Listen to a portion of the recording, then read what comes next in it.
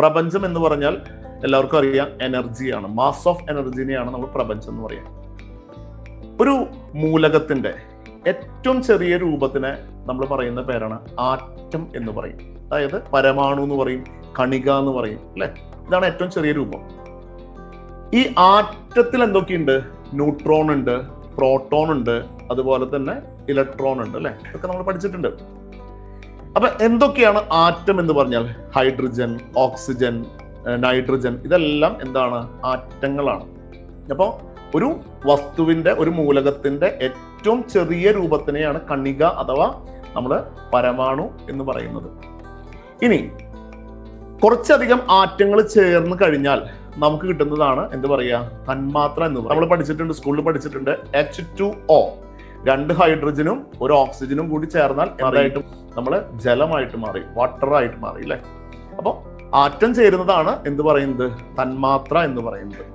അപ്പൊ ഇത്തരത്തിലെ ഒരു കൂട്ടം തന്മാത്രകൾ ചേർന്നിട്ടുണ്ടെങ്കിൽ അതിനെ പറയുന്ന പേരാണ് മാറ്റർ അഥവാ പദാർത്ഥം എന്ന് പറയും. പദാർത്ഥത്തിനെ, മാറ്ററിനെ നമുക്ക് കാണാൻ സാധിക്കും, വിസിബിൾ ആണ്. മാറ്റർ എന്താണ്? വിസിബിൾ ആണ്. അതിന് സ്ഥലം ഉണ്ടായിരിക്കും, സ്പേസ് ഉണ്ടായിരിക്കും, അതുപോലെ തന്നെ അതിനൊരു ഭാരം ഉണ്ടായിരിക്കും. ഇപ്പൊ നമ്മൾ കാണുന്ന നമ്മുടെ ശരീരം എന്ന് പറഞ്ഞാൽ ഒരു മാറ്റർ ആണ്, അല്ലെ? നമ്മൾ ഇരിക്കുന്ന മേശ, കസാര, ഇതൊക്കെ എന്താണ്? ഒരു വസ്തു അല്ലെങ്കിൽ ഒരു മാറ്റർ ആണ്. ഇത് വിസിബിൾ ആണ്. ഓക്കെ. പക്ഷെ നമ്മൾക്ക് കാണാൻ സാധിക്കാത്തതാണ് ഏത്? ആറ്റത്തിനെയും തന്മാത്രയെയും നമുക്ക് എന്തല്ല, നമ്മൾ നോർമലി നമുക്ക് കാണാനായിട്ട് സാധിക്കില്ല. നമുക്കതിന് മൈക്രോസ്കോപ്പിലൂടെയാണ് നമുക്ക് കാണാൻ സാധിക്കുക. ഇനി ഈ ആറ്റമാണെങ്കിലും അതുപോലെ തന്നെ തന്മാത്രകളാണെങ്കിലും അത് എന്ത് ചെയ്തുകൊണ്ടിരിക്കുന്നുണ്ട്? മൂവ് ചെയ്തുകൊണ്ടിരിക്കുന്നുണ്ട്. നമ്മള് കോവിഡ് സമയത്ത് കാണിച്ചിട്ടുണ്ട്, അല്ലെ? മൈക്രോസ്കോപ്പിലൂടെയുള്ള അത് മൂവ് ചെയ്യുന്ന ഒരു വീഡിയോ ഒക്കെ ഭയങ്കര വൈറലായിരുന്നു. അപ്പൊ ഇത്തരത്തിൽ ആ കണങ്ങളും എന്ത് ചെയ്തുകൊണ്ടിരിക്കുന്നുണ്ട്? മൂവ് ചെയ്തുകൊണ്ടിരിക്കുന്നുണ്ട്. അപ്പൊ ഏറ്റവും ചെറിയ രൂപമായ ആറ്റം മൂവ് ചെയ്യുന്നുണ്ട്, തന്മാത്ര മൂവ് ചെയ്യുന്നുണ്ട്. അതുപോലെ തന്നെ ഈ മാറ്റം എവിടെയുണ്ട്? വസ്തുവിലും, അതായത് മാറ്ററിലും ഉണ്ട്. അതായത് ചലിക്കാത്ത ഒന്നും എന്തില്ല? ഈ ഭൂമിയിലില്ല. ഭൂമിയിലല്ല, ഈ യൂണിവേഴ്സേ ചലിച്ചുകൊണ്ടിരിക്കുന്നു, ഭൂമി ചലിച്ചുകൊണ്ടിരിക്കുന്നു, സൗരയൂഥങ്ങൾ ചലിക്കുന്നു, സൂര്യൻ ചലിക്കുന്നു, അല്ലെ? ഏറ്റവും ചെറിയ കണങ്ങളായുള്ള ആറ്റങ്ങൾ ചലിക്കുന്നു, ബാക്കിയെല്ലാം ചലിച്ചുകൊണ്ടിരിക്കുന്നു. ഓക്കെ. മാറ്റർ എന്ന് പറഞ്ഞാൽ എന്താ? അത് പദാർത്ഥമാണ്. അത് ഏതൊക്കെ രൂപത്തിലുണ്ട്? ഖരരൂപത്തിൽ ഉണ്ടായിരിക്കും, ദ്രാവക രൂപത്തിൽ ഉണ്ടായിരിക്കും, വാതക രൂപത്തിൽ ഉണ്ടായിരിക്കും, പ്ലാസ്മയായിട്ട് ഉണ്ടാവും. ഓക്കെ. പ്ലാസ്മ എന്ന് പറയുമ്പോൾ കുറച്ചും കൂടി കുഴമ്പ് രൂപത്തിലാണ് ഉണ്ടാവുക. അപ്പൊ മാറ്റർ 4 ഫോമിൽ ഉണ്ടാവുക. ആദ്യത്തെ രൂപം എന്ന് പറഞ്ഞാൽ ഖരരൂപം എന്ന് പറഞ്ഞിട്ടുണ്ടെങ്കിൽ തിക്കായുള്ള ഫോമിൽ, ഉറച്ച രൂപത്തിൽ ഉണ്ടാവും. ദ്രാവക രൂപത്തിൽ ഉണ്ടായിരിക്കുന്ന മാറ്റർ, വെള്ളമൊക്കെ എന്താണ്? വെള്ളം, പെട്രോള്, ഡീസല്, ഇതൊക്കെ ഏത് രൂപത്തിലാണ്? ദ്രാവക രൂപത്തിലാണ്. അതുപോലെ തന്നെ 3ാമത്തെ രൂപം വാതക രൂപത്തിലുള്ള മാറ്റർ ഉണ്ട്. 4ാമത്തെ രൂപമാണ് ഒരു കുഴമ്പ് ടൈപ്പ് രൂപത്തിലെ പ്ലാസ്മ രൂപത്തിലുള്ള മാറ്ററുകളുണ്ട്. ഇതാണ് നമ്മൾ ആദ്യത്തെ 3 കാര്യങ്ങൾ. ബാക്കിയെല്ലാം ഇൻവിസിബിൾ എന്ന് പറയാൻ പറ്റില്ല. മൈക്രോസ്കോപ്പിലൂടെ നമുക്ക് എന്ത് ചെയ്യാൻ പറ്റും? കാണാൻ സാധിക്കും. പക്ഷേ ചില പക്ഷികൾക്കും ചില മൃഗങ്ങൾക്കും എന്ത് കാണാൻ സാധിക്കുന്ന പറയണത്? മനുഷ്യന് കാണാൻ പറ്റാത്തത് കാണാനുള്ള കഴിവ് ആർക്കുണ്ട്? പക്ഷികൾക്കും മൃഗങ്ങൾക്കും ഉണ്ട്. രാത്രി സഞ്ചരിക്കുന്ന വവ്വാലുകളെ പോലെയുള്ള, അതുപോലെ മൂങ്ങകളെ പോലെയുള്ള ചില ജീവികൾക്ക് എന്തുണ്ട്? ഭയങ്കര വിസിബിൾ പവർ ഉണ്ട് എന്ന് പറയണത്. അവർ പ്രത്യേക രീതിയിലുള്ള തരംഗങ്ങൾ, ശബ്ദം ഉണ്ടാക്കുമ്പോൾ ആ തരംഗം ആ പദാർത്ഥത്തിൽ റിഫ്ലക്ട് ചെയ്തിട്ടാണ് അവർക്ക് എന്ത് കാണുന്നത്? കാഴ്ച ഉണ്ടാവുന്നത്. ശരിക്കും കാഴ്ചകൾ ഇല്ല എന്ന് പറയുന്നുണ്ട്, അല്ലെ? അത് ആ പദാർത്ഥത്തിലെത്തി അതിന്റെ റിഫ്ലക്ഷൻ, ആ ഫ്രീക്വൻസിയുടെ റിഫ്ലക്ഷന്റെ സ്പീഡ് നോക്കിയിട്ടാണ് അവരെന്ത് ചെയ്യുന്നത്? അതിനെ ഐഡന്റിഫൈ ചെയ്യുന്നത്. അതുപോലെ തന്നെ നായനെ സംബന്ധിച്ച് എന്താ? അത് പെട്ടെന്ന് മണത്തെടുക്കാനും സ്മെല് ചെയ്തെടുക്കാനും അതുപോലെ തന്നെ നല്ല കേൾവി ശക്തിയും എന്തിനുണ്ട്? നായ. അതുകൊണ്ടാണ് ചില പ്രതിഭാസങ്ങളൊക്കെ ഉണ്ടാവുമ്പോൾ, പ്രത്യേകിച്ചൊരു എന്താ പറയുക, ഭൂമി കുലുക്കം, അത്തരത്തിലുള്ള എന്തെങ്കിലും സുനാമി ഒക്കെ ഉണ്ടാവുമ്പോൾ നമുക്ക് മുന്നേ തന്നെ പ്രകൃതിയിൽ സംഭവിക്കുന്ന മാറ്റങ്ങളെ ആര് തിരിച്ചറിയുന്നത്? മൃഗങ്ങൾ തിരിച്ചറിഞ്ഞിട്ട് അവര്, നമ്മൾ കേട്ടിട്ടുണ്ട് അല്ലെ, മൃഗങ്ങൾ ഭയങ്കരമായിട്ടുള്ള ശബ്ദം ഉണ്ടാക്കുന്നു, പശു കരയുന്നു, നായ കുരയ്ക്കുന്നു. നമ്മളത് ഐഡന്റിഫൈ ചെയ്യുന്നില്ല. കാരണം എന്താ? അവർക്ക് ഈ മാറ്റങ്ങൾ, ചെറിയ മാറ്റങ്ങൾ തിരിച്ചറിയാനുള്ള കഴിവ് അവർക്കുണ്ടെന്നാ പറയണത്. ഒരു കഥ പറയാം. നായയും പൂച്ചയും വീടിന്റെ ഉമ്മറത്ത് കിടന്നുറങ്ങാണ്. പെട്ടെന്നൊരു ശബ്ദം കേട്ടപ്പോ നായ ഞെട്ടി ഉണർന്നിട്ട് നായ കുരച്ചു. പൂച്ച നായോട് പറയും, പേടിക്കൊന്നും വേണ്ട, ഉത്തരത്ത് കൂടെ ഒരു എലി പോയിട്ടുണ്ട്, ആ എലിയുടെ രോമം താഴെ വീണതാ ആ ശബ്ദം എന്ന് പറഞ്ഞു. ഓക്കെ. ഇത് തമാശയായിട്ട് പറയുന്നതാ. അതായത് അത്രമാത്രം കാഴ്ചശക്തി ആർക്കുണ്ടെന്നാ പറയണത്? പൂച്ചയ്ക്കുണ്ട്. അത്രമാത്രം ഒരു എലിയുടെ രോമം വീണ് ഞെട്ടി ഉണരാനും മാത്രമുള്ള കേൾവി ശക്തി ആർക്കുണ്ട്? നായക്കുണ്ടെന്നാ പറയണം. അപ്പൊ എന്തായാലും നമുക്ക് ഇത്രയേ ഉള്ളൂ. നമ്മൾ ഒറ്റ കാര്യം മനസ്സിലാക്കുക, ഈ പ്രപഞ്ചത്തിലെ ആറ്റം ആയിക്കോട്ടെ, തന്മാത്രകളായിക്കോട്ടെ പദാർത്ഥമായിക്കോട്ടെ എല്ലാം എന്ത് ചെയ്തുകൊണ്ടിരിക്കുന്നുണ്ട്, മൂവ് ചെയ്തുകൊണ്ടിരിക്കുന്നത്. ഒരു പ്രത്യേക ഫ്രീക്വൻസിയിലാണ് അത് എന്ത് ചെയ്യണത്, ചലിച്ചുകൊണ്ടിരിക്കുന്നത്. ഒരു പ്രത്യേക കോമ്പിനേഷനിലാണ് അത് ചലിച്ചുകൊണ്ടിരിക്കുന്നത്.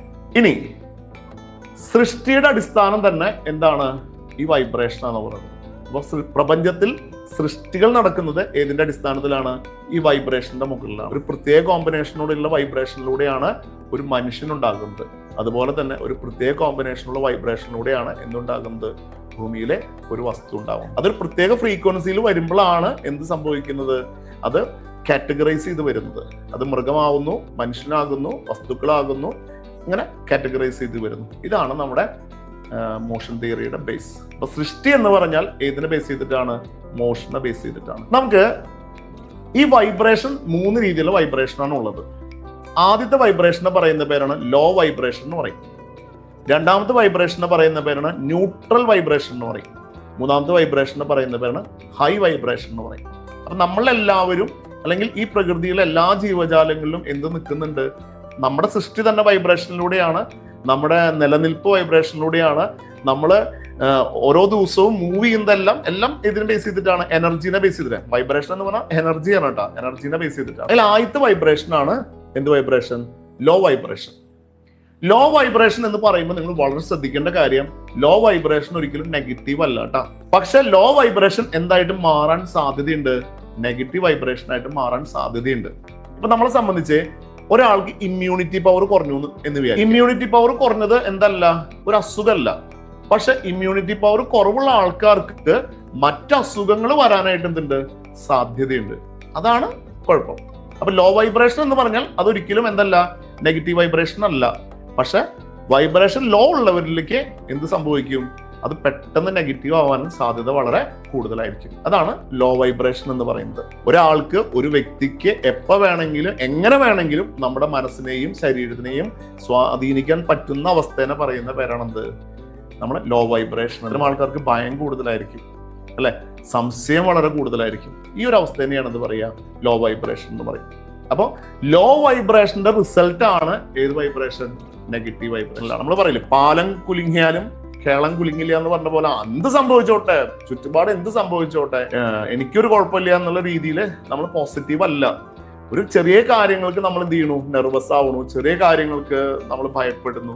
ഇതാണ് ഇതിന്റെ എഫക്റ്റ്, ലോ വൈബ്രേഷന്റെ പ്രശ്നം. നെഗറ്റീവ് വൈബ്രേഷൻ എത്തിക്കഴിഞ്ഞാൽ നമ്മൾ ജീവിതത്തിൽ വിചാരിക്കുന്ന ഒരു കാര്യവും നടക്കില്ല, ഒരു മാനിഫെസ്റ്റേഷൻ നടക്കില്ല, നല്ല ആരോഗ്യം ഉണ്ടാവില്ല, അതുപോലെ നല്ല സമ്പത്ത് വരില്ല, അതുപോലെ നല്ല ജോലി കിട്ടില്ല, ഫാമിലി ബന്ധങ്ങൾ നന്നായിട്ട് പോവില്ല, എല്ലാം നെഗറ്റീവിലേക്ക് പോവുക. അങ്ങനെ വരുമ്പോൾ നമുക്ക് ജീവിതത്തിന്റെ സന്തോഷം തന്നെ നഷ്ടപ്പെട്ടു പോകും. ഇതാണ് നെഗറ്റീവ് വൈബ്രേഷന്റെ കുഴപ്പം. അപ്പൊ നെഗറ്റീവ് വൈബ്രേഷൻ വന്നു കഴിഞ്ഞാൽ, ലോ വൈബ്രേഷൻ വന്നു കഴിഞ്ഞാൽ ഏതിന്റെ സാധ്യതയുണ്ട്, നമ്മൾ ശ്രദ്ധിച്ചിട്ടില്ലെങ്കിൽ അതിനെന്തായിട്ടും മാറാൻ സാധ്യതയുണ്ട്, നെഗറ്റീവ് വൈബ്രേഷനിലേക്ക് വരാനുള്ള സാധ്യതയുണ്ട്. നെഗറ്റീവ് വൈബ്രേഷൻ വന്നിട്ടുണ്ടെങ്കിൽ മാനിഫെസ്റ്റേഷൻ എന്ന് പറഞ്ഞാൽ എന്താ, നമ്മുടെ ആഗ്രഹങ്ങൾ സഫലീകരിക്കുക, അല്ലെ. നമ്മൾ ജീവിക്കുന്ന എന്തിനു വേണ്ടിയിട്ടാ, നമ്മൾ ആഗ്രഹങ്ങൾ സഫലീകരിക്കാൻ വേണ്ടിയിട്ടാണ്. നമ്മുടെ ആഗ്രഹ സഫലീകരണം ഒന്നുമില്ലാതെ ദുരിതവും കഷ്ടപ്പാടും മാത്രമായിട്ട് ജീവിതം മുന്നോട്ട് പോകും. ഇതാണ് നമ്മുടെ കുഴപ്പം. ഈ നെഗറ്റീവ് ആയിട്ടുള്ള വൈബ്രേഷനാണ് നമുക്ക് വരുന്നതെങ്കിൽ, അല്ലെങ്കിൽ നമുക്ക് ലോ വൈബ്രേഷന്റെ മൂർധന്യാവസ്ഥയാണ് ഇത്. ലോ വൈബ്രേഷൻ വന്നു കഴിഞ്ഞാൽ അതിന്റെ പീക്കിലാണ് എന്ത് വരിക, നെഗറ്റീവ് വൈബ്രേഷനിലേക്ക് വരിക, അല്ലെ. അങ്ങനെ വന്നിട്ടുണ്ടെങ്കിൽ നമുക്ക് സ്വഭാവത്തിൽ 4 വ്യത്യാസങ്ങളാണ് വരിക. 4 രീതിയിലുള്ള സ്വഭാവ സവിശേഷതകൾ നമ്മൾ കാണിക്കും. അതിൽ ആദ്യത്തെ സ്വഭാവമാണ് നമ്മൾ കൊവാർഡാവും. എന്താ കൊവാർഡ് എന്ന് പറഞ്ഞാല്, നമ്മൾ ഭീരുവായിട്ട് മാറും. ഭയം നമ്മളെ പിടികൂടും. എന്ത് ചെയ്യാനും നമുക്ക് കോൺഫിഡൻസ് ഉണ്ടാവില്ല. ഒരു കാര്യം ചെയ്യാൻ, ഒരു ജോലിക്ക് പോകാൻ കോൺഫിഡൻസ് ഉണ്ടാവില്ല, പഠിക്കാൻ കോൺഫിഡൻസ് ഉണ്ടാവില്ല, അതുപോലെ തന്നെ ഒരു ബിസിനസ്സിലേക്ക് ഇറങ്ങാൻ കോൺഫിഡൻസ് ഉണ്ടാവില്ല. നമ്മളിൽ തന്നെ കോൺഫിഡൻസ് ഉണ്ട്, സെൽഫ് കോൺഫിഡൻസ് നമുക്ക് നഷ്ടപ്പെട്ടു പോകും, അല്ലെ. നമ്മളെ രൂപത്തിൽ നമുക്ക് കോൺഫിഡൻസ് ഉണ്ടാവില്ല, ഒരു ഇന്റർവ്യൂവിന് പങ്കെടുക്കാൻ കോൺഫിഡൻസ് ഉണ്ടാവില്ല, ഒരാളോട് സംസാരിക്കാൻ നമുക്ക് കോൺഫിഡൻസ് ഉണ്ടാവില്ല. ഇതാണ് ആദ്യത്തെ പ്രശ്നം ഉണ്ടാവുന്നത്. അതായത് നമ്മൾ എന്തായിട്ട് മാറുകയാണ്, കൊവാർഡ്. കൊവാർഡ് എന്ന് പറഞ്ഞാൽ എന്താ, നമ്മൾ ഭീരുവായിട്ട് മാറും. ഇനി രണ്ടാമത്തെ സ്വഭാവ സവിശേഷത എന്ന് പറഞ്ഞാൽ പെട്ടിക്ക് എന്ന് പറയും. നമ്മളൊരു സംശയത്തിന്റെ, അല്ലെങ്കിൽ നമ്മൾ സംശയാലുമായിട്ട് മാറും. എന്ത് ചെയ്യുമ്പോഴും നമ്മളെ സംശയം പിടികൂടും. എനിക്ക് അതുകൊണ്ട്, എന്നെ കൊണ്ടത് സാധിക്കുമോ, എന്നെ കൊണ്ടത് പഠിക്കാൻ പറ്റുമോ, ഈ ജോലി എനിക്ക് ചെയ്തു തീർക്കാൻ പറ്റുമോ, എനിക്ക് പണം ഉണ്ടാക്കാൻ പറ്റുമോ, എനിക്ക് അവിടെ പോവാൻ പറ്റുമോ, അല്ലെ? ഞാനൊരു പെണ്ണല്ലേ, ഞാനൊരു വീട്ടമ്മയല്ലേ, എല്ലാറ്റിനും നമുക്ക് എന്ത് വരും നമ്മുടെ മനസ്സിൽ ആദ്യം ഉണ്ടാവുന്നത് എന്താ ഉണ്ടാവുക? സംശയമാണ് ഉണ്ടാവുക. അതാണ് സ്പെക്ടിക് എന്ന് പറയും. ഭയങ്കരമായിട്ടുള്ള ഒരു അവസ്ഥയാണ്. നമുക്ക് എന്തിനും ഏതിനും എന്ത് കൂടും? സംശയം പിടികൂടും. അത് സംശയം എല്ലാ മേഖലയിലും സംശയം വന്നിട്ടുണ്ടെങ്കിൽ അത് ഏതിനെ ബാധിക്കും? നമ്മുടെ ജീവിതത്തിനെ കാര്യമായിട്ട് ബാധിക്കും. നമ്മളെ പ്രൊഫഷനിലും കുടുംബ ബന്ധങ്ങളിലും പോലും എന്ത് പിടികൂടി കഴിഞ്ഞാലേ സംശയം പിടികൂടും. ഓക്കെ, ഇനി മൂന്നാമത്തെ ഒരു അവസ്ഥയാണ് നമ്മളെ സംബന്ധിച്ചിടത്തോളം എന്താ പറയാ, നമ്മൾ റിബലായിട്ട് മാറുക. നമ്മൾ പറയില്ലേ റിബൽ എന്ന് പറഞ്ഞാൽ വിമതനായിട്ട് മാറുക അല്ലെ? എന്താ വിമതനായിട്ട് മാറുക? നമ്മുടെ ഉള്ളിൽ തന്നെ ഒരു വിമതന്റെ സ്വരം ഉണ്ടാവുകയാണ്. വിമതന്റെ സ്വരം കാര്യങ്ങൾ എന്ത് ചെയ്യുമ്പോഴും ഒരു വിമർശന ബുദ്ധിയോട് കൂടിയിട്ട് നമ്മൾ തന്നെ അതിനെ ചോദ്യം ചെയ്യുന്ന ഒരു അവസ്ഥയാണ് നമ്മൾ വിമതനാവുക എന്ന് പറയും. ഓക്കെ, അതായത് ഒരു അവസരം കിട്ടി, അപ്പൊ നമ്മൾ വിചാരിക്കും ഇപ്പൊ ചെയ്യണ്ട, അതായത് പിന്നെ നമുക്ക് ചെയ്ത് നോക്കാം, അല്ലെങ്കിൽ മറ്റൊരാൾ ചെയ്ത് നോക്കട്ടെ. ഒരാൾ നമ്മളോട് ഒരു അവസരം വന്ന് പറയുകയാണെങ്കിൽ പറയും ഞാൻ ഇപ്പൊ ചെയ്യണില്ല, നീ മറ്റുള്ളവരെ കൊണ്ട് ചെയ്ത് കാണിച്ചതായോ, ഞാൻ നോക്കാം, അല്ലെ? ആ ഒരു റിബലിന്റെ ശബ്ദമാണ്. അപ്പൊ നമ്മളെ സംബന്ധിച്ച് നമ്മൾ എന്ത് ചെയ്യണു? അതിനെ എതിരായിട്ട് പ്രവർത്തിക്കുന്നതാണ് നമ്മൾ എന്ത് പറയാ? റിബൽ. നമ്മുടെ മനസ്സ് പറയുന്ന ആ ഒരു പോസിറ്റിവിറ്റിക്ക് എതിരായിട്ട് പറയുന്ന ശബ്ദങ്ങളെയാണ് എന്ത് പറയുന്നത്? നമ്മൾ റിബൽ എന്ന് പറയുന്നത്. ഇതാണ് മൂന്നാമത്തെ അവസ്ഥ. നാലാമത്തെ അവസ്ഥ എന്ന് പറഞ്ഞാൽ നമ്മുടെ ഉള്ളിൽ ഒരു സ്പൈ ഉണ്ടാവുന്നു. സ്പൈ എന്ന് പറഞ്ഞാൽ എന്താ? ഒരു ചാരൻ ഉണ്ടാവുന്നു. ചാരൻ എന്ന് പറഞ്ഞിട്ടുണ്ടെങ്കിൽ നമ്മൾ തന്നെ നമ്മുടെ കൂടെ നിന്ന്, നമ്മുടെ മനസ്സിന്റെ കൂടെ നിന്ന് നമ്മുടെ മനസ്സ് തന്നെ നമ്മളെ ചതിക്കുന്ന ഒരു അവസ്ഥേനെയാണ് സ്പൈ എന്ന് പറയാം. ഉദാഹരണം പറയുകയാണെങ്കിൽ, ഒരാൾ കാലത്ത് നേരത്തെ എഴുന്നേൽക്കാൻ വേണ്ടിയിട്ട് തീരുമാനിച്ചു, അലാറൊക്കെ സെറ്റ് ചെയ്തു, കാലത്ത് 6 മണിക്ക് അലാറം അടിച്ചു.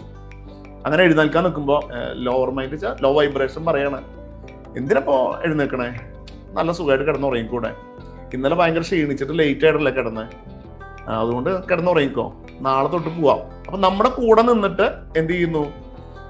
നമ്മളെ തന്നെ ചതിക്കുന്ന ആളാണ് എന്ത് പറയുന്നത്? സ്പൈ എന്ന് പറയുന്നത്. നമ്മൾ ഭക്ഷണം ഒന്ന് കൺട്രോൾ ചെയ്യാൻ തീരുമാനിച്ചിട്ടുണ്ടെങ്കിൽ നമ്മുടെ ഉള്ളിലുള്ള സ്പൈ എന്ത് ചെയ്യും? നമ്മളെ പിടികൂടിയിട്ട് പറയും ഇപ്പൊ അങ്ങനെ പോട്ടെ, കുഴപ്പമൊന്നുമില്ല എന്ന് പറഞ്ഞിട്ട്, അല്ലെ? അല്ലെങ്കിൽ വൈകുന്നേരം 2 അടിക്കുന്ന ആൾക്കാരൊക്കെ ആണെങ്കിൽ പറയും ഇത്രയും ബോഡിയൊക്കെ ടയർഡായതല്ലേ, 2 അടിച്ച് കിടക്കാന്ന് കുഴപ്പമൊന്നുമില്ല എന്ന് പറയും. ഇങ്ങനെ നമ്മുടെ കൂടെ നിന്ന് നമ്മുടെ ആളായി മാറിയിട്ട് നമ്മളെ തന്നെ ചതിക്കുന്ന ആളാണ് നമ്മുടെ ചാരൻ എന്ന് പറയും. ഈ 4 തരത്തിലുള്ള പ്രശ്നങ്ങളാണ് നമുക്ക് എതിര് വരുന്നത്. നമ്മുടെ ലോവർ സെൽഫ് എന്ന് പറയുന്നത്. ലോവർ സെൽഫ് എന്ന് പറഞ്ഞാല് ലോവർ ആയിട്ടുള്ള വൈബ്രേഷൻ പറയുന്ന മറ്റൊരു പേരാണ് എന്ത്? ലോവർ സെൽഫ് എന്ന് പറയും. 2 സെൽഫാണ് നമുക്കുള്ളത് അല്ലെ? അപ്പൊ ലോവർ സെൽഫിൽ ഉണ്ടാവുന്ന 4 പ്രശ്നങ്ങൾ ഏതൊക്കെയാണ്? ഒന്നാമത്തെ പ്രശ്നം എന്ന് പറഞ്ഞാൽ നമ്മളൊരു ഭീരുവായിട്ട് മാറും. രണ്ടാമതായിട്ട് നമ്മൾ സംശയാലായിട്ട് മാറും. മൂന്നാമതായിട്ട് നമ്മൾ എന്തായിട്ട് മാറും? ഒരു റിബലായിട്ട് മാറും. നാലാമതായിട്ട് നമ്മൾ ചാരനായിട്ട് മാറും. അത് മാത്രമല്ല, ഇത്തരം ആൾക്കാരെ പെട്ടെന്ന് ആരെ അട്രാക്ട് ചെയ്യുകയും ചെയ്യും. നമ്മൾ നെഗറ്റീവ് അടിച്ച് നിൽക്കുന്ന നേരത്താണ് നമ്മുടെ നാട്ടില് ആരുണ്ട്? ടോക്സിക് ആയുള്ള ആൾക്കാർ ഒരുപാടുണ്ട് അല്ലെ? ടോക്സിക് പീപ്പിൾ എന്ന് പറയും. ഈ ടോക്സിക് പീപ്പിള് പെട്ടെന്ന് ആരെ എഫക്ട് ചെയ്യാൻ സാധ്യതയുണ്ട്? ഇത്തരത്തിൽ ലോ വൈബ്രേഷൻ നിൽക്കുന്ന ആൾക്കാരെ എഫക്ട് ചെയ്യാനായിട്ട് സാധ്യതയുണ്ട്. അപ്പൊ ആരാണ് ടോക്സിക് പീപ്പിൾ എന്ന് പറയുന്നത്? 7 വിഭാഗം ആൾക്കാരാണ് പ്രധാനമായിട്ട് ടോക്സിക് പീപ്പിൾ എന്ന് പറയുക. ഫസ്റ്റത്തെ വിഭാഗം ആൾക്കാരാണ് എനർജി ഡ്രയർ എന്ന് പറയും. നമ്മുടെ എനർജി ഊറ്റി കുടിക്കുന്ന ആൾക്കാർ. നമ്മളൊരു പോസിറ്റീവായിട്ട് നിൽക്കുന്ന നേരത്തായിരിക്കും, ഒരു മനസ്സിലൊരു ഇതായിട്ട് നിൽക്കുന്ന നേരത്തായിരിക്കും ഇവർ വന്നിട്ട് നമ്മുടെ എനർജി കംപ്ലീറ്റ് കളയാവുന്ന രീതിയിൽ എന്തെങ്കിലും ഒരു സാധനം. അപ്പൊ നമ്മൾ എവിടേക്കും യാത്ര ചെയ്യാൻ വേണ്ടി നല്ല അടിപൊളിയായിട്ട് നിൽക്കുന്ന നേരത്തായിരിക്കും ഇവർ വന്നിട്ട് പറയാം ഇന്ന് എന്നെ കാണാൻ ചോദില്ലല്ലോ, പോയാ അതോടുകൂടിയിട്ട് ഓക്കെ, ഇന്ന് എന്താ മുഖത്ത് ഇത്ര ഒരു വിഷമം. നമ്മൾ ചിലപ്പോൾ ഒരു വഴിക്ക് പോകും. അപ്പൊ നമ്മൾ പോണ വഴിക്ക് മുഴുവൻ ചിന്തിക്കുന്ന എന്റെ മനസ്സിൽ എന്നെ കാണാൻ സുഖല്ലേ. കോഴ്സ് പഠിക്കാൻ വേണ്ടി കുട്ടി തീരുമാനിച്ച് ആരോടെങ്കിലും അഭിപ്രായം ചോദിക്കും, അത് ഭയങ്കര ടഫ് കോഴ്സ് ആട്ടോ, അതൊന്നും പോണ്ട, എന്നെ കൊണ്ടൊന്നും പറ്റില്ല. അത് ബുദ്ധിയുള്ളവർക്ക് പറഞ്ഞതാ. ഇങ്ങനൊരു ഡയലോഗ് നമ്മളോട് പറഞ്ഞാൽ നമ്മൾ ഓൾറെഡി ലോവർ സെൽഫിൽ നിൽക്കുന്ന ആൾക്കാരാണ്. ഈ ലോവർ സെൽഫിൽ നിൽക്കുന്ന ആൾക്കാർക്ക് ഈ സാധനം കൂടി കേട്ട് കഴിഞ്ഞാൽ എന്താ സംഭവിക്കുക? നമ്മുടെ നെഗറ്റീവ് മൈൻഡിലേക്ക് അത് മാറും. ഇതാണ് എനർജി ഡ്രയർ എന്നുള്ള വിഭാഗം. എന്തിനേതിനും നമ്മുടെ എനർജി ഊറ്റി കുടിക്കുന്ന ആൾക്കാർ. രണ്ടാമത്തെ ആൾക്കാരെ പറയുന്ന പേരാണ് ഫേക്ക് കോംപ്ലിമെന്റർ എന്ന് പറയും. ഇതിന് ഫേക്ക് കോംപ്ലിമെന്റർ എന്ന് പറയും. നമ്മൾ ഒരാവശ്യമില്ലാണ്ട് പുകഴ്ത്തി സംസാരിക്കുക, ഒരാവശ്യമില്ല നമ്മളെ പുകഴ്ത്തി സംസാരിക്കും. അങ്ങനത്തെ ആൾക്കാരാണ് ഫേക്ക് കോംപ്ലിമെന്റർ എന്ന് പറയും. ഉദാഹരണമായിട്ട് പറയുകയാണെങ്കിൽ, ചുമ്മാ എന്നെ കാണാൻ നല്ല ഭംഗിയുണ്ട് കേട്ടാ, ശരിക്കും ഭംഗിയില്ല, നീ ഭയങ്കര അടിപൊളിയാണ് കേട്ടാ, നമുക്ക് ഭയങ്കര കഴിവുണ്ട് കേട്ടാ, നീ എന്ത് ചെയ്താലും അത് സൂപ്പറാണ് കേട്ടോ. അപ്പൊ നമ്മൾ എന്ത് ചെയ്യും? ഓട്ടോമാറ്റിക് ആയിട്ട് ഇവരുടെ വാക്ക് കേട്ട് ഇവരുടെ വാക്ക് കേട്ടിട്ട് നമ്മൾ ഇല്ലാത്ത കാര്യങ്ങൾക്ക് വേണ്ടി ഇറങ്ങിത്തിരിക്കും. എന്നെ കൊണ്ട് പറ്റാത്ത കാര്യമൊന്നും, നീ ആള് ഇതാണ്. ഇങ്ങനെ നമ്മളെ വെറുതെ പുകഴ്ത്തി കുഴിയിൽ കൊണ്ട് ചാടിക്കുന്ന ആൾക്കാര്, അത് അവരുടെ ഒരു ഹാബിറ്റ് ആണ്. ഇതാണ് ഫേക്ക് കോംപ്ലിമെന്റർ എന്ന് പറയും. മൂന്നാമത്തെ ആൾക്കാരാണ് ക്രിട്ടിസൈസർ എന്ന് പറയും. ക്രിട്ടിസൈസർ എന്ന് പറഞ്ഞാല് എന്ത് ചെയ്താലും വിമർശിക്കുക. ഒരു കാര്യം നമുക്ക് ചെയ്യാൻ പറ്റില്ല. നല്ലത് ചെയ്താലും വിമർശനം, ചീത്ത ചെയ്താലും വിമർശനം. അവര് കാണുന്നത് അതിന്റെ നെഗറ്റീവ് ആസ്പെക്റ്റുകൾ മാത്രം കാണുന്ന ആൾക്കാരാണ്. അതാണ് ക്രിട്ടിസൈസർ എന്നുള്ള വിഭാഗം. അടുത്ത വിഭാഗം ആൾക്കാരാണ് പെസിമിസ്റ്റ് എന്നൊരു വിഭാഗമുണ്ട്. പെസിമിസ്റ്റ് എന്ന് പറഞ്ഞാൽ എന്താ? സെൽഫിഷ് ആയുള്ള ആൾക്കാർ. അവരെ അവരുടെ സ്വാർത്ഥ കാര്യത്തിന് വേണ്ടി മാത്രം നമ്മുടെ കൂടെ കൂട്ടുകൂടി, അല്ലെ, നമ്മളിൽ നിന്ന് ഫ്രീ ആയിട്ട് ഭക്ഷണവും പണവും ഒക്കെ സംഘടിപ്പിക്കാൻ വേണ്ടിയിട്ട് നമ്മുടെ വാലായി പിടിച്ചു തൂങ്ങി അവരുടെ സ്വാർത്ഥ കാര്യങ്ങൾക്ക് വേണ്ടി നമ്മുടെ കൂടെ നിൽക്കുന്ന ആൾക്കാരെ പറയുന്ന പേരാണ് പെസിമിസ്റ്റ് എന്ന് പറയും. അടുത്ത ഒരു വിഭാഗം ആൾക്കാരാണ് മാനിപ്പുലേറ്റർ എന്ന് പറയും. എന്താണ് ഈ മാനിപ്പുലേറ്റർ? മാനിപ്പുലേറ്റർ എന്ന് പറഞ്ഞിട്ടുണ്ടെങ്കിൽ അവർ അഭിനയിക്കുന്ന ആൾക്കാരാണ്. നമ്മുടെ കൂടെ ഉണ്ടെന്ന് അവർ നല്ലതായിട്ട് അഭിനയിക്കും. നമ്മുടെ സ്വന്തം ആൾക്കാരാണെന്ന് അഭിനയിച്ച് ഒരു ഘട്ടത്തിലെത്തി നമുക്കൊരു പ്രശ്നം വന്നു കഴിഞ്ഞാൽ ഇവന്മാരുടെ പൊടി പോലും കണ്ടുപിടിക്കാനുണ്ടാവില്ല. നമ്മൾ ക്രൈസിസിലാവുമ്പോഴാണ് ഇവരാരും ഉണ്ടാവില്ല. ഇതാണ് മാനിപ്പുലേറ്റർ എന്ന് പറയുന്നത്. നമ്മുടെ വെൽവിഷർ ആണെന്ന് അഭിനയിച്ച് നമ്മുടെ കൂടെ വന്ന് അവസാനം നമുക്കൊരു പ്രശ്നം വരുമ്പോൾ നമ്മുടെ കൂടെ നിൽക്കാതെ ഓടി ഒളിക്കുന്ന ആൾക്കാരാണ്. ആദ്യം ഓടി ഒളിക്കുക ഇവരായിരിക്കും. ചിലപ്പോൾ നമ്മൾ ഒട്ടും പ്രതീക്ഷിക്കാത്ത ആൾക്കാരായിരിക്കും നമുക്ക് സപ്പോർട്ടായി വരിക. കാരണം മാനിപ്പുലേറ്റർ എന്ന് പറയും. അടുത്തൊരു വിഭാഗം ആൾക്കാരുണ്ട് ഗോസിപ്പ് പീപ്പിൾ എന്ന് പറയും. ഗോസിപ്പ് എന്ന് പറഞ്ഞാൽ അപവാദ പ്രചരണം നടത്തുന്ന ആൾക്കാർ, അല്ലെ. അവര് വേറെ പണിയൊന്നുമില്ല, അവർ ഗോസിപ്പ് പറഞ്ഞു നടക്കുന്ന ആൾക്കാരാണ്. എല്ലാവരുടെ പ്രശ്നങ്ങളും പോയി പല സ്ഥലത്ത് പോയിട്ട് കഥകൾ പറയാ. ഇവിടുത്തെ കഥ അപ്പുറത്ത് പോയിട്ട് പറയാ, അപ്പുറത്തെ കഥ ഇവിടെ പോയിട്ട് പറയാ. ഇങ്ങനെ പറഞ്ഞു നടക്കുന്ന ആൾക്കാരാണ് ഗോസിപ്പുകാരെ എന്ന് പറയും. അവസാനത്തെ വിഭാഗം ആൾക്കാരാണ് വിക്ടിം പീപ്പിൾ എന്ന് പറയും. എന്താ വിക്ടിം എന്ന് പറഞ്ഞാല്? ഇരവാദം പറയുന്ന ആൾക്കാർ. അവരുടെ ജീവിതത്തിലെ പ്രശ്നങ്ങൾ മാത്രം അത് നമ്മളോട് പറഞ്ഞ് കണ്ണീർ കഥകൾ പറഞ്ഞ് അവരുടെ പ്രശ്നങ്ങളും ദുരിതങ്ങളും പ്രാരാബ്ദങ്ങളും ഒക്കെ പറഞ്ഞ് നമ്മുടെ സിമ്പതി വാങ്ങിച്ച് നമ്മളിൽ നിന്ന് പണവും അതുപോലെ തന്നെ ആനുകൂല്യങ്ങളെ കൈപ്പറ്റി നമ്മുടെ ഒരു ഇരവാദം പറഞ്ഞ് നമ്മുടെ കൂടെ നിൽക്കുന്ന ആൾക്കാരാണ് വിക്ടിം പീപ്പിൾ എന്ന് പറയും. ഇവരൊക്കെ പ്രശ്നക്കാരാണ്. ഇവരൊക്കെ എന്താണ്? നമ്മുടെ മൈൻഡിനെ, ലോവർ സെൽഫിനെ അട്രാക്ട് ചെയ്യാൻ സാധ്യതയുള്ള ആൾക്കാരാണ്. ഇവരായിട്ട് കൂടിക്കഴിഞ്ഞാൽ എന്താ സംഭവിക്കുക? ലോവറായി നിൽക്കുന്ന നമ്മുടെ മൈൻഡ് എന്തായിട്ട് മാറും? നെഗറ്റീവിലേക്ക് എത്താനുള്ള സാധ്യതയുണ്ട്. അതുകൊണ്ട് ഇവരെ പറയുന്ന പേരാണ് ടോക്സിക് പീപ്പിൾ എന്ന് പറയും, നെഗറ്റീവ് പീപ്പിൾസ് എന്ന് പറയും. എത്രയും പെട്ടെന്ന് ഇവന്മാരെ ഒഴിവാക്കണം ലൈഫിൽ. ഓക്കെ, ഇതാണ് നമ്മുടെ ആദ്യത്തെ ഭാഗം. എന്ന് പറഞ്ഞിട്ടുണ്ടെങ്കിൽ എന്താണ് ആദ്യത്തെ ഭാഗം? നമ്മുടെ വൈബ്രേഷൻ, ലോ വൈബ്രേഷൻ. ഓക്കെ, നമ്മുടെ കുറെ പ്രശ്നങ്ങളില്ലേ, നമ്മൾ തന്നെ ആലോചിച്ച് കൂട്ടി ഉണ്ടാക്കുന്നത് തന്നെയാണ് കേട്ടോ. ഇനി രണ്ടാമത്തെ വൈബ്രേഷൻ ആണ് ന്യൂട്രൽ വൈബ്രേഷൻ എന്ന് പറയും. ന്യൂട്രൽ വൈബ്രേഷൻ എന്ന് പറഞ്ഞാൽ ഇപ്പൊ നമ്മൾ പറഞ്ഞല്ലോ, വൈബ്രേഷൻ എന്നാണ് പദാർത്ഥങ്ങൾ ഉണ്ടാവുന്നത്. ഉദാഹരണമായിട്ട് പറയുകയാണെങ്കിൽ ജലം ഒരു പദാർത്ഥമാണ്. ജലത്തിന് എന്താണ്? ന്യൂട്രാലിറ്റിയാണ് അവിടെ. അതിന് പ്രത്യേകിച്ച് രുചിയില്ല, അല്ലെ, അതുപോലെ തന്നെ നിറമില്ല, അതിന് പ്രത്യേകിച്ച് എന്താ പറയാ, ഒരു ടേസ്റ്റോ ടെക്സ്ചറോ ഒന്നുമില്ല. സാധാരണ ഒരു വസ്തു, പക്ഷെ അതിന് ഗുണമുണ്ട്. അത് ന്യൂട്രാലിറ്റിയാണ്. ഇതേപോലെ തന്നെ ജനങ്ങളിലും മനുഷ്യരിലും എന്തുണ്ട്? ന്യൂട്രാലിറ്റിയുള്ള ആൾക്കാരുണ്ട്. അവർക്ക് ഭയങ്കരമായിട്ട് ഹൈ വൈബ്രേഷൻ ഉണ്ടാവില്ല, എന്തുണ്ടാവില്ല? ലോ വൈബ്രേഷൻ ഉണ്ടാവില്ല. അവരത് പ്രാക്ടീസിലൂടെ അവര് അത് മെയിൻറ്റെയിൻ ചെയ്യാണ്, ഒരു മിതത്വം പാലി. ഇപ്പോൾ ചില യോഗികൾ എന്ന് പറഞ്ഞാൽ ഹൈ ലെവലിൽ നിൽക്കുന്ന യോഗികളല്ല ഞാൻ പറയുന്നത്. ഒരു എന്താ പറയാ, അവരുടെ ജീവിതത്തിൽ ഒരുപാട് സമ്പാദ്യമൊക്കെ കഴിഞ്ഞ് അവരത് അതിന്റെ ഒക്കെ വിട്ട് അവർ ആ ഒരു വിശ്രമ ജീവിതം നയിക്കുന്ന കുറെ യോഗികളൊക്കെ ഉണ്ട്. അവരൊക്കെ ന്യൂട്രൽ വൈബ്രേഷനുള്ള ആൾക്കാരാണ്. അവരൊരിക്കലും ലോ ആവില്ല, ഒരു പരിധി വിട്ട് ഉയർന്ന് പോകാൻ അവർ ആഗ്രഹിക്കുന്നില്ല. അത്തരം വൈബ്രേഷനാണ് ന്യൂട്രൽ വൈബ്രേഷൻ എന്ന് പറയും. ഓക്കെ, അതും നല്ല അവസ്ഥയാണ് കേട്ടോ. പ്രത്യേകിച്ച് നമുക്ക് മറ്റേ ബുദ്ധിമുട്ടുകളും ആരോഗ്യ പ്രശ്നങ്ങളും ഇല്ലാത്ത അവസ്ഥയാണ് ന്യൂട്രൽ വൈബ്രേഷൻ. നമ്മൾ പൊതുവെ റിട്ടയർമെന്റ് ലൈഫൊക്കെ നമ്മൾ ഏതിലെത്തണം എന്നാ പറയണത്? ന്യൂട്രൽ വൈബ്രേഷനിലേക്ക് എത്തണം. ഓക്കെ, അപ്പൊ റിട്ടയർമെന്റ് ലൈഫാണ് നമ്മൾ. അതുകൊണ്ടാണ് പറഞ്ഞത് നമ്മുടെ ജീവിതത്തിലെ നമുക്കൊരു നല്ല റിട്ടയർമെന്റ്. കാരണം നമ്മുടെ നല്ല സമയത്ത് സമ്പാദിച്ച് നമ്മുടെ പ്രാരാബ്ദങ്ങളും ബാധ്യതകളും ഒക്കെ സെറ്റിൽ ചെയ്ത് വീട് വെച്ചു, മക്കളുടെ കല്യാണമൊക്കെ നടത്തി കൊടുത്തു. അതുപോലെ തന്നെ ഇനി ജീവിക്കാനായിട്ട് നമുക്ക് കുഴപ്പമില്ലാത്തൊരു വരുമാനം ഉണ്ടെന്ന് ഉറപ്പുണ്ടെങ്കിൽ പിന്നെ എന്താണ്?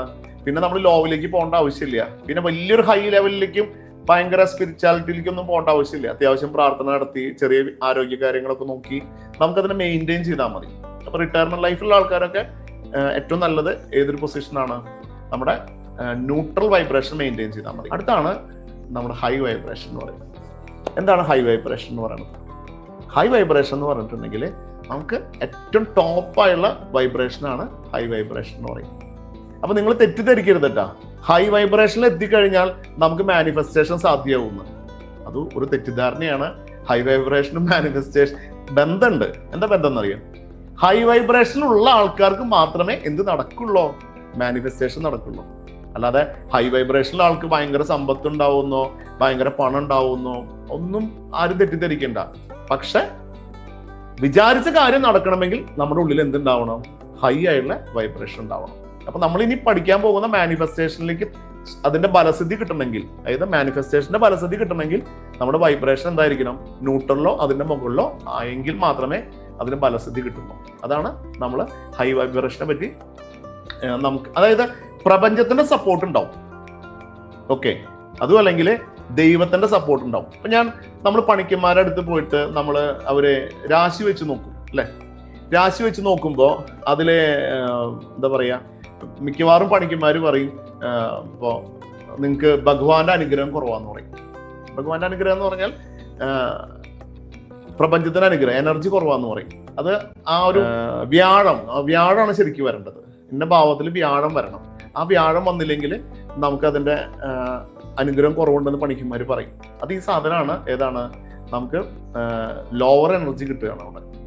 അപ്പൊ ദൈവ സാന്നിധ്യം അല്ലെങ്കിൽ പ്രപഞ്ചത്തിന്റെ സാന്നിധ്യം നമ്മളിൽ എനർജി വേണ്ടുവോളം നമുക്ക് ഉണ്ടെങ്കിൽ നമ്മൾ ഏത് വൈബ്രേഷനിലാണ് നിൽക്കുന്നത്? നമ്മൾ ഹൈ വൈബ്രേഷനിലാണ് നിൽക്കുന്നത്. നമുക്ക് എന്ത് പ്രശ്നങ്ങളും നമ്മളിൽ നിന്ന് സോൾവ് ചെയ്യാനായിട്ട് സാധിക്കും. നമ്മളിലേക്ക് ആരെ അട്രാക്ട് ചെയ്ത് വരും?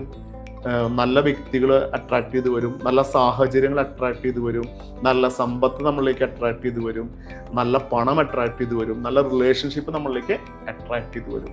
ഓക്കെ, കാരണം എന്താ? നമുക്ക് ദൈവത്തിന്റെയും അതുപോലെ തന്നെ പ്രപഞ്ചത്തിന്റെയും അനുഗ്രഹം നമുക്ക് വേണ്ടുവോളം ഉണ്ട്. അതാണ് അതിന്റെ കാരണം. ഓക്കെ, എനർജി സ്രോതസ് നമ്മുടെ കയ്യിൽ. നമുക്കൊരു കാന്തിക ശക്തി ഉണ്ട്. നമുക്കിപ്പോ പ്രശ്നങ്ങളൊക്കെ ഉണ്ടാവും ലൈഫിൽ പ്രശ്നങ്ങളില്ലാത്ത ആരുമില്ല അല്ലെ. പക്ഷെ ആ പ്രശ്നങ്ങൾ അതിജീവിക്കാനാവുന്ന വിധത്തിലുള്ള എനർജി നമ്മളിലേക്ക് വൈബ്രേറ്റ് ചെയ്ത് നമ്മളിലേക്ക് അട്രാക്ട് ചെയ്ത് വരാനായിട്ട് ഇതിലൂടെ സാധിക്കും. ഹൈ എനർജി അല്ലെങ്കിൽ ഹൈ വൈബ്രേഷൻ ഉള്ള ആൾക്കാർക്ക് സാധിക്കുന്ന പറയും. എന്തൊക്കെ ഗുണങ്ങളാ നമുക്ക് ഹൈ വൈബ്രേഷൻ ഉണ്ടാവുക? ഹൈ വൈബ്രേഷനുള്ള ആൾക്കാർക്ക് പറയുക നല്ല ഫോക്കസ് ഉണ്ടാവും, അതുപോലെ തന്നെ നല്ല ഡിസിപ്ലിൻ ഉണ്ടാവും, നല്ല കണക്ഷൻസ് ഉണ്ടായിരിക്കും. ഇതൊക്കെ ഹൈ വൈബ്രേഷനുള്ള ആൾക്കാരുടെ ഗുണങ്ങളാണ്. അവർക്ക് ലൈഫിനെ കൺട്രോൾ ചെയ്യാൻ സാധിക്കും, പെട്ടെന്ന് തിരിച്ചു വരാനായിട്ട് സാധിക്കും. ഓക്കെ, അവരെ ആർക്കും എന്ത് ചെയ്യാൻ സാധിക്കില്ല? മറ്റൊരാളുടെ വാക്കുകൊണ്ടോ പ്രവൃത്തി കൊണ്ടോ നമ്മൾ കൺട്രോൾ ചെയ്യാൻ സാധിക്കില്ല. അവർക്കൊരു സെൽഫ് കോൺഫിഡൻസ് ഉണ്ടാവും. ഒരു കാര്യം ചെയ്യുമ്പോൾ ആത്മവിശ്വാസം ഉണ്ടാവും. ആർക്കും നമ്മളെ ട്രിഗർ ചെയ്യാനായിട്ട് സാധിക്കില്ല. ആർക്കും നമ്മളെ എന്താ പറയാ, നമ്മളെ വെല്ലുവിളികളും കാര്യങ്ങളൊക്കെ പറയും, പക്ഷെ ഒരിക്കലും നമ്മളെ തളർത്താനായിട്ട് ഒരാൾക്കും എന്ത് ചെയ്യില്ല, സാധിക്കില്ല. ഇനി ചില ആൾക്കാരുണ്ട്, ഇപ്പൊ നമ്മൾ ചാനലൊക്കെ നോക്കി കഴിഞ്ഞിട്ടുണ്ടെങ്കിൽ ഫുൾ ടൈം ചിരിച്ച് ഒരു ആർട്ടിഫിഷ്യൽ ആയ ചിരി മുഖത്ത് കൊണ്ടുവന്നിട്ട് അവര് തന്നെ എന്ത് ചെയ്യുന്ന പറഞ്ഞാല് തുള്ളിച്ചാടി നടക്കുന്ന കുറെ ആൾക്കാരെ കാണാം അല്ലെ. അവരുടെ ധാരണ മുഖത്ത് കുറെ പുഞ്ചിരി വരുത്തി കഴിഞ്ഞാല് ഹായ് എന്നൊക്കെ പറഞ്ഞ് ഭയങ്കര തുള്ളിച്ചാടി നടന്നാൽ അവർക്ക് പോസിറ്റിവിറ്റി വരുന്ന. ഒരിക്കലും അങ്ങനെയല്ല കേട്ടാ. അവര് ആൾക്കാരെ കാണിക്കാൻ വേണ്ടിയിട്ടാണ് ആർട്ടിഫിഷ്യൽ ആയിട്ട് എന്ത് ചെയ്യുന്നത്, മുഖത്ത് പുഞ്ചിരി കൊണ്ടുവരുന്നത്. അതൊന്നും നമ്മുടെ ഹൈ വൈബ്രേഷൻ അല്ല. ഹൈ വൈബ്രേഷൻ എന്ന് പറഞ്ഞാൽ അതിന് കുറെ പ്രവൃത്തികളുണ്ട്, ഉപാസനകളുണ്ട്. ആ പ്രവൃത്തികളിലൂടെയാണ് നമ്മൾ എന്ത് കൊണ്ടുവരേണ്ടത്? നമ്മുടെ ഉള്ളിലേക്ക് ഹൈ വൈബ്രേഷൻ കൊണ്ടുവരേണ്ടത്. എങ്ങനെയാണ് നമ്മുടെ ഉള്ളിലുള്ള നെഗറ്റിവിറ്റിനെ കളയുക? നമ്മുടെ ഉള്ളിലുള്ള ലോവർ സെൽഫിനെ എങ്ങനെ ഓടിച്ചു കളയാൻ പറ്റും? എങ്ങനെ നമുക്ക് ഹൈ വൈബ്രേഷനിലേക്ക് എത്താനായിട്ട് സാധിക്കും? അതിനുള്ള പണികൾ എന്തൊക്കെയാണ്? മാർഗങ്ങൾ എന്തൊക്കെയാണ്? സിമ്പിൾ ആയിട്ടുള്ള മാർഗങ്ങൾ എന്ന് പറഞ്ഞാൽ ശ്വസന പ്രക്രിയകളുണ്ട്. അതായത് നമ്മുടെ മെഡിറ്റേഷൻ, ലോകത്തിലെ ഏറ്റവും ടോപ്പായിട്ടുള്ള സിസ്റ്റം എന്ത് തന്നെയാണ്? മെഡിറ്റേഷൻ തന്നെയാണ്. പ്രാർത്ഥനകളുണ്ട്. അങ്ങനെ പല പല ടെക്നിക്കുകളുണ്ട്, ജീവിതചര്യകളുണ്ട് അല്ലെ. സ്വസ്തിക്കായുള്ള റൂട്ടീൻ എന്ന് പറയും. അതായത് നമുക്ക് കൃത്യമായുള്ള ജീവിതചര്യകളുണ്ട്, ഭക്ഷണ രീതികളുണ്ട്, വ്യായാമങ്ങളുണ്ട്, വായനകളുണ്ട്. ഇങ്ങനെ പല പല ടെക്നിക്സിലൂടെ നമുക്ക് നെഗറ്റിവിറ്റിയിൽ നിന്ന് ഇതിലേക്ക് മാറാൻ സാധിക്കും, പോസിറ്റിവിറ്റിയിലേക്ക് മാറാനായിട്ട് സാധിക്കും.